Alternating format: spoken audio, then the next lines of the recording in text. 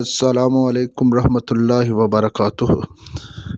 انتہائی افسوس کی بات ہے کہ ہم دین اسلام کو ماننے والے اور ہم اس طرح کے پے در پہ واقعات کر رہے ہیں کہ راہ چلتے انسان پر کسی نے آواز دی کہ اس نے توہین کر دی، اس نے گستاخی کر دی، اور ہم پتھراؤ شروع کر دیتے ہیں اور اس کو ہلاک کر دیتے ہیں۔ پہلے سیالکوٹ والا واقعہ، اب خانیوال والا واقعہ۔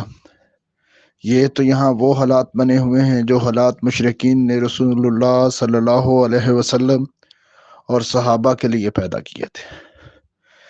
مسلمانوں کا، ایک اسلامی ملک سے تعلق رکھنے والے لوگوں کا یہ رویہ، یہ دستور، یہ اصول نہیں ہوتا کہ وہ اس طرح کسی نے آواز اٹھائی اور اس کو قتل کر دیا۔ ہم ایک ملک میں رہتے ہیں، ایک ریاست میں رہتے ہیں، ہمارے قوانین ہیں، ہمارے اصول ہیں، ہمارے ضابط ہیں۔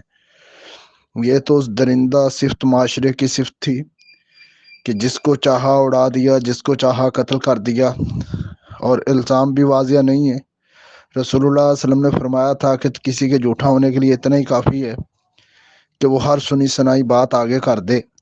تو یہ دونوں واقعات سنی سنائی بات کا نتیجہ ہیں۔ تو یہ طریقہ مشرکین مکہ کا تھا۔ آئیں میں آپ کو قرآن سے بتاتا ہوں۔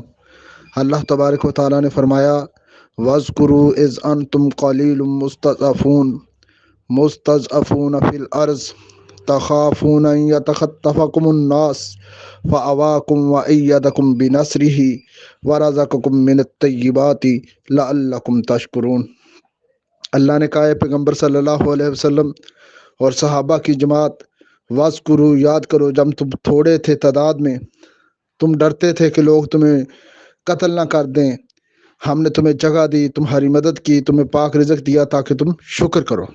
ہم اپنا بر صغیر کا دور دیکھیں، ہمارے حالات بھی ایسے ہی، مکے کے حالات بھی ایسے ہی۔ ہمارے ساتھ یہ سلوک کرنے والے کافر، مکے والے مسلمانوں کے ساتھ یہ سلوک کرنے والے کافر۔